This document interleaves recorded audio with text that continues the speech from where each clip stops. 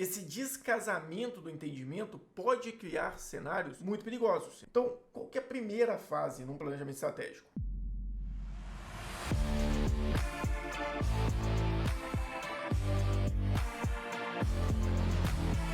Falar de planejamento estratégico é uma dificuldade em qualquer negócio, de qualquer tamanho. Eu já participei de projetos de planejamento estratégico de pequenas, médias e grandes empresas. E eu posso te falar com certeza, na pequena, todo mundo fala a mesma coisa. Eu sou muito pequeno para fazer planejamento estratégico, eu já sei o que tem que ser feito, eu não preciso planejar. No grande, é muito complexo fazer planejamento estratégico porque eu tenho que envolver várias áreas, várias pessoas e esse controle fica muito difícil. No médio, ele tenta fazer o planejamento estratégico, mas a alegação dele é que ele já é grande demais para fazer um planejamento estratégico como uma pequena empresa e ainda não tem porte para estruturar um planejamento estratégico robusto. Mas na realidade, em todos os planejamentos estratégicos que eu já participei, a maior dificuldade é o controle. A maioria das empresas não consegue controlar e ter a disciplina e a recorrência de conduzir um bom planejamento estratégico. E agora, durante o mês de fevereiro, eu vou estar conduzindo um planejamento estratégico de uma grande empresa, na realidade de um grupo de empresas investidas de um fundo de investimento americano aqui no Brasil, que a gente atua em algumas empresas do grupo. E uma dessas empresas eu vou estar conduzindo o início do planejamento estratégico deles agora de 2024. E eu estou me preparando cada vez mais, recapitulando dificuldades que eu já tive no passado, problemas que eu já tive, porque eu quero chegar nessas reuniões de forma bem estruturada e com muito embasamento para tornar antifrágil esse planejamento. O que eu sempre falo é, essa antifragilidade se baseia em, se eu tiver durante o planejamento alguém falar comigo, eu acho que não vai funcionar por esse motivo, eu apresento uma solução já pensada nesse motivo que as pessoas estão imaginando que vão ser uma dificuldade. Então, preparando tudo isso, o que eu decidi fazer? Eu decidi trazer aqui no YouTube uma série de vídeos que vão conduzir essa minha preparação. Tudo que eu estou planejando, tudo que eu estou preparando, eu vou centralizar aqui em vídeos no YouTube. E no final do mês, a gente vai fazer uma imersão em planejamento estratégico, onde eu vou passar tudo isso consolidado em uma imersão única de planejamento estratégico. Então, se você tiver interesse em participar dessa imersão, então tem o link aqui para você se cadastrar nessa imersão. E no final do vídeo eu explico um pouco mais sobre isso. Mas agora, desse vídeo aqui especificamente, falando desse assunto, sem mais delongas, o que eu quero trazer? A primeira parte de um planejamento estratégico, que é a ambientação das pessoas, a ambientação do entendimento do ambiente aonde a empresa está envolvida. Por quê? É muito difícil conduzir um planejamento estratégico sem controle. A gente vai falar muito de controle, mas o primeiro passo que a gente vai falar é de análise de ambientes. Eu quero te mostrar como conduzir as pessoas que estão envolvidas nesse planejamento estratégico para todos terem o mesmo alinhamento de pensamento sobre o que são os ambientes que a empresa está envolvida. Isso eu não estou tirando da minha cabeça, não. Tá nesses livros aqui. Você vai ter um pouco disso aqui no Estratégia em Ação de Kaplan e Norton, que para mim é a minha bíblia do planejamento estratégico. Mas nesse material aqui, já está até meio velho, de tanto que eu usei ele, o caderno da FNQ, existe uma análise muito interessante, que é essa análise aqui, ó. Essa análise de ambiente. Eu vou explicar um pouco dela melhor aqui agora no caderno, mas é só para falar para vocês que tem um embasamento. Mas o que essa análise de ambiente faz, na realidade? Imagina o seguinte, toda empresa está envolvida em no mínimo 3 ambientes. Quais são os ambientes que ela está envolvida? O primeiro é o seu próprio ambiente, é o ambiente interno. O que é o ambiente interno? São seus funcionários, seus processos, a sua logística, a sua estrutura. Então, esse é o seu ambiente. E tudo que você quer controlar aqui tem um preço. Quanto maior o controle, mais cara a operação deste controle. Essa operação que está aqui dentro da empresa, ela está inserida em um ambiente externo, que são o quê? Seus fornecedores, seus clientes, seus concorrentes, o seu mercado-alvo. E esse ambiente você não consegue controlar, mas você pode influenciar, baixando o preço, subindo o preço, criando promoções, apertando o seu fornecedor ou tentando conduzir de certa forma os seus concorrentes. Então existe uma capacidade de influência. Vou dar um exemplo aqui. A Araújo, ela influencia o mercado externo dela como? Colocando muitas lojas em Belo Horizonte e criando uma capilaridade tão grande que ela espreme as concorrências menores, porque ela está em tudo quanto é lugar. Então você não consegue, o raio de influência direto da Araújo, das lojas dela, ele é amplo. Então você coloca uma Araújo num certo local, ela tem um raio de influência ali, talvez de uns, vamos colocar ali, talvez de uns 1 quilômetro, mais ou menos. Todo mundo que está nesse raio de 1 km sabe onde é que tem essa araúja e pode ir lá buscar. Então, qualquer farmácia nesse raio está sendo influenciada por ela.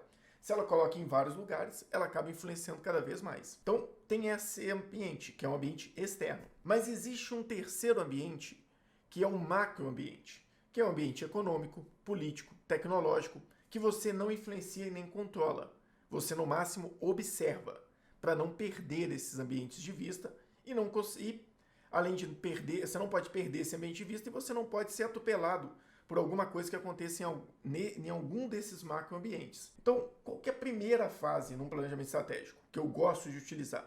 Essa análise. Eu gosto de fazer com que as pessoas criem uma análise de macroambiente, ambiente externo e ambiente interno, para que todos os envolvidos tenham a mesma linha de raciocínio. Porque, às vezes, uma pessoa está desenhando um planejamento estratégico com o entendimento de um macroambiente tecnológico num certo perfil. Eu vou dar um exemplo. Se você pega ali nos anos 2000, tinha a Kodak, que foi quem criou a máquina digital, e todo mundo gosta de falar que a Kodak perdeu espaço para Canon, para Nikon, que dominaram esse mercado de máquinas digitais. Beleza, alguém pode falar que no planejamento estratégico ali naquele momento, ninguém olhou para o ambiente, para o macroambiente tecnológico, não viram que ficaria muito mais digitalizado o mundo e as pessoas iam imprimir menos as fotos, e a partir disso, com elas imprimindo menos fotos e tendo um ambiente muito mais digitalizado, com as redes sociais e tudo isso, e os celulares, né, tomando a proporção que eles tomaram de smartphones, as pessoas não iam querer mais imprimir as fotos. Só que alguém provavelmente estava olhando também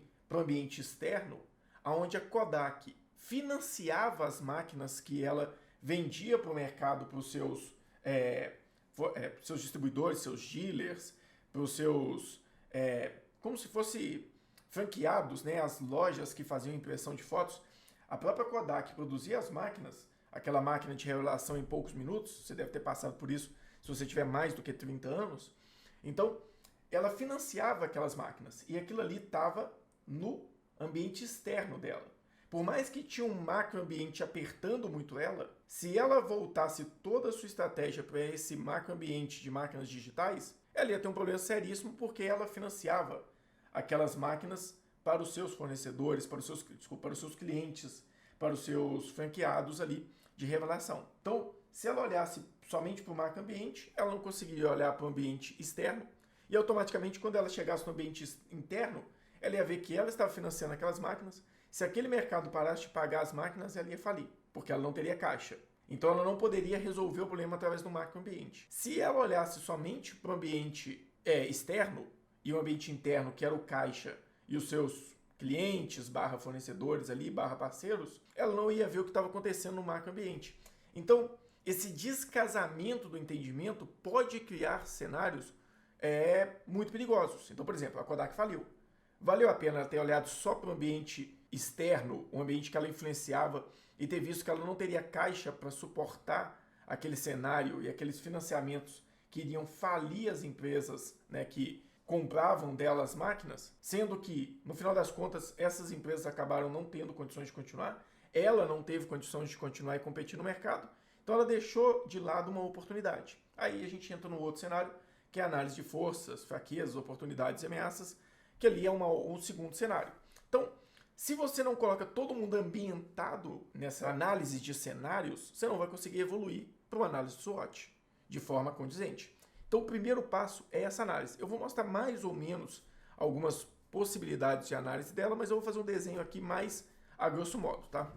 Nessa análise aqui, nessa apresentação, eu estava mostrando exatamente esse cenário, só que aplicado ao ESG. Então, o que a gente estava falando aqui? A gente estava falando de implantação de um projeto de ESG e eu estava mostrando que o ambiente interno da empresa é aquele que eu gerencio através da governança. Então aqui a gente tem vários cenários, eu gosto muito de usar os 8 P's da Adriana Solé aqui dentro, principalmente 3 deles. Quando a gente fala de governança, eu falo muito de papéis, poder e prática. Então a gente tem esse cenário. Quando eu vou para o ambiente externo, eu estou falando do social, que é o ambiente social que eu estou inserido. Aqui no SG a gente fala muito do social, da sociedade que eu estou inserido. Mas aqui eu também posso colocar os fornecedores, porque imagina uma Vale da Vida que está inserida numa determinada cidade. O que ela faz pela cidade, através do fomento do comércio local, é uma ação social. Então, ela influencia os seus fornecedores. O que ela faz ali com os seus clientes, trazendo clientes para próximo daquele ambiente para comprar o produto dela, dependendo do cenário, vamos pensar ali que a gente está falando de uma Vale, quem compra o produto dela são empresas muito grandes, né? Então é só se tiver CLO, alguma coisa do tipo, ali no ambiente. Então ela tem essa influência no ambiente direto. E quando a gente fala de ESG, a gente fala do meio ambiente, mas tem vários outros ambientes que é esse macroambiente. Então, a gente precisa criar controles separados para cada um desses cenários. E aí, você precisa de alguma ferramenta. O que eu sugiro? Trabalho sempre com mapa mental, né? Então, quando a gente fala aqui de eixos de ambientes, o que eu iria tratar? Início de uma apresentação, começar a falar sobre todo esse conceito de ambientes e começar a detalhar o que são os ambientes que eu preciso controlar, influenciar e analisar. Então, ambiente interno, por exemplo. O que eu quero de controles internos no meu ambiente interno de planejamento estratégico? Então, eu vou falar aqui de governança, vou falar de processos, eu vou falar de indicadores financeiros, N outros cenários que a gente pode tratar. Então, em cada um desses, eu começaria a criar os indicadores que eu quero avaliar, mas isso já no momento de indicadores. Mas também, para o momento inicial do planejamento estratégico, vamos discutir, a gente precisa agir sobre o eixo de governança, qual que é o nosso nível de governança, como que a gente está nesse cenário. Depois, eu teria o ambiente externo, que aí eu ia falar aqui basicamente de fornecedores, concorrentes e mercado. Então, se eu já entendi o meu ambiente interno, já avaliei o cenário que o meu ambiente interno está, quais são os controles que eu preciso aplicar nele, pelo menos numa visão macro, eu vou para o meu ambiente externo, entendo minha relação com fornecedores. Aí, isso aqui vai influenciando um no outro. Então, por exemplo, a minha relação com fornecedores, eu faço concorrência a cada 6 meses, dependendo de fornecedores mais pesados. Minha relação com o cliente, eu reprecifico, eu tenho uma relação próxima do cliente de feedback. A minha relação com concorrentes, eu faço avaliação de concorrente, não faço. Então, eu vou começando a dar uma visão do meu planejamento estratégico. E aí, eu vou para o meu bom e velho macroambiente, que é o ambiente que eu estou inserido de fato. Nesse macroambiente, a gente vai começar a falar de tecnologia, a gente vai falar de política, a gente vai falar de economia e a gente vai falar de social. Então, aí eu começo a ambientar a minha equipe. Imagina que eu comecei uma reunião de planejamento estratégico e cada pessoa está viajando num determinado cenário. Tem gente que está olhando demais para a tecnologia, tem gente que está olhando demais para o ambiente interno, tem gente que está olhando demais para a economia. Então, aqui você começa a trazer um mesmo nível de conhecimento e de visão sobre o planejamento estratégico. Então, as pessoas começam a discutir e entender tudo que permeia a empresa. Porque o planejamento estratégico, a minha visão é sempre a mesma. Quando a gente for voltar e falar aqui do planejamento estratégico, entendendo esse ambiente, a gente vai falar através do Balance Scorecard, que é o Mapas Estratégicos. Esse livro aqui é só de análise de mapas que usaram o planejamento estratégico como orientação. O que a gente vai fazer nesse cenário aqui? A gente, depois que entender os ambientes, a gente vai distribuir isso entre perspectiva financeira, perspectiva de clientes, perspectiva interna, que é o processos, e a perspectiva de aprendizagem e crescimento, que depois nos mapas foi tratado assim, mas nos primeiros livros, nesse daqui, era tratada como inovação, tá? E é por isso até que eu uso esse termo lá no nosso modelo, porque eu acho que inovação hoje já se aplica muito melhor. Então, você viu os ambientes aqui, você entendeu os ambientes, e todo mundo que está envolvido nesse planejamento estratégico entendeu os ambientes, a gente vai começar a destrinchar em diretrizes. Então, por exemplo, uma diretriz financeira, a gente falou aqui de indicadores financeiros, é um ambiente interno. Uma diretriz, por exemplo, de processos e governanças, também é um ambiente interno, está ali dentro. Uma análise de mercado, quando eu vou falar linha de mercado, eu vou falar de fornecedores, eu posso falar de clientes, de concorrência. Tudo isso que vai orientar as minhas ações, por exemplo, de mercado, vão estar nesse ambiente externo. E eu também, na hora de definir as minhas metas, definir o que eu quero evoluir no meu negócio, eu vou estar falando de um macroambiente. Então, por exemplo, eu preciso estar mais ligado à inteligência artificial hoje. Então, a gente vai falar de tecnologia, macroambiente, porque eu preciso me encaixar na visão de trabalhar também com inteligência artificial. Então, economia, será que o meu negócio consegue sustentar aquilo que eu quero vender dentro do mercado? É outro cenário. Quando eu for falar, por exemplo, de processos, eu vou estar falando ali de governança. Então, assim, tudo isso vai estar permeado nessa primeira análise de eixos. Então, ela serve para quê?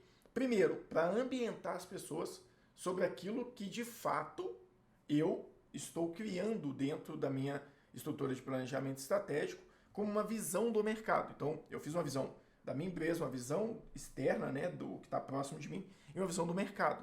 E eu vou planejar em cima disso. Então, todo mundo na mesma linha, automaticamente mais fácil de definir as diretrizes. E também, somente como bônus aqui, uma visão de controles, quando você define esses ambientes e entende os controles que você tem que realizar, você pode fazer um painel de controles internos, que você faz com que as pessoas avaliem e volte nesses eixos ambientais a cada mês, a cada bimestre, a cada semestre. Então, por exemplo, macroambiente, que é mais longo, você pode avaliar a cada semestre. Ambiente externo, dependendo do cenário, você pode avaliar a cada trimestre, a cada bimestre. Ambiente interno, você pode avaliar mensalmente. Então, tudo isso aqui é necessário para você criar tanto os controles de planejamento estratégico da empresa, como também para você criar controles internos de acompanhamento se de fato a empresa está seguindo aquela diretriz que os sócios querem, aquela diretriz de governança que vai sustentar também o planejamento estratégico.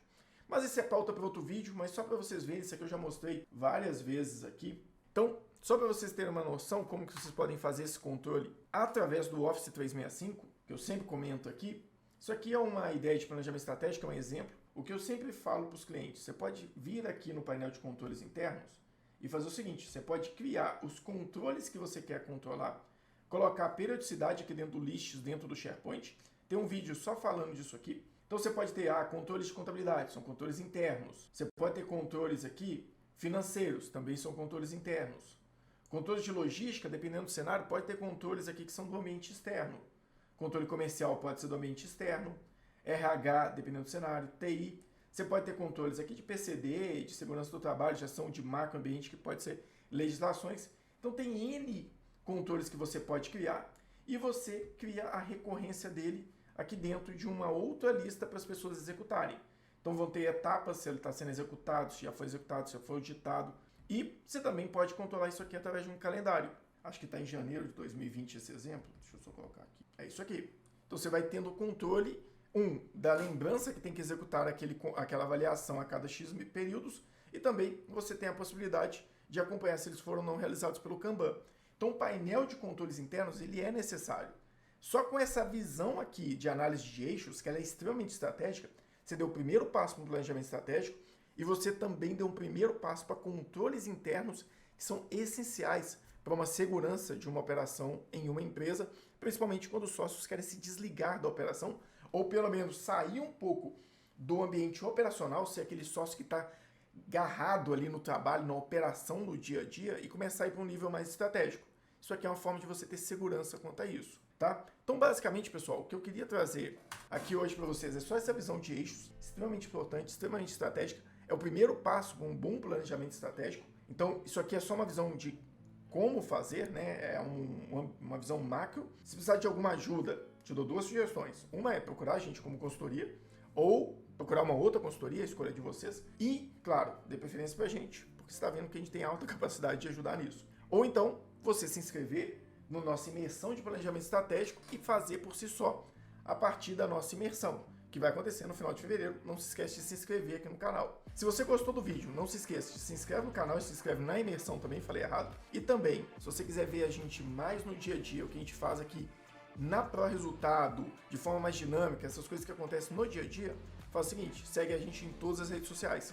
Carlos Pires, pró-resultado e resultado em foco em qualquer uma das redes. Eu vou ficando por aqui, espero que vocês tenham gostado desse material. Se liga que esse mês a gente vai trazer muita coisa de planejamento estratégico.